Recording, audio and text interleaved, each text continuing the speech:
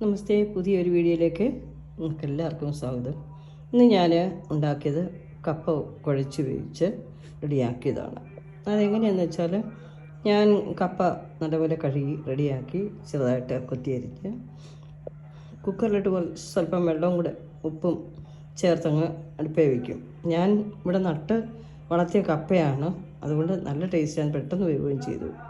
എന്നിട്ട് അത് ഒരു വിസിൽ കേൾക്കുമ്പോൾ ഒന്ന് മാറ്റി വെച്ച് ഒന്ന് ഊറ്റി വേറൊരു പാത്രത്തിലോട്ടാക്കിയിട്ട് ഒരു ഫ്രൈങ് പാനിനകത്തോട്ട് ഇടും.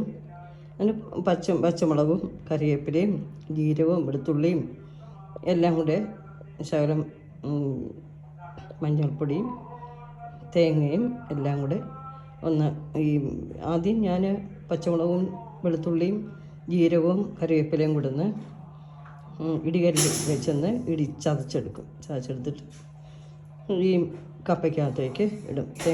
തേങ്ങയും കൂടി ഇടും. ഇട്ടിളക്കി വാങ്ങി എടുത്താണ്. വെളിച്ചെണ്ണയൊന്നും ചേർത്തിട്ടില്ല. ഇനി ഞാൻ ഉപയോഗിക്കുന്നത് വെളുത്തുള്ളി അച്ചാറാണ്. വെളുത്തുള്ളി അച്ചാറാണ് ഇതിന് കൂടെ കൂട്ടുന്നത്.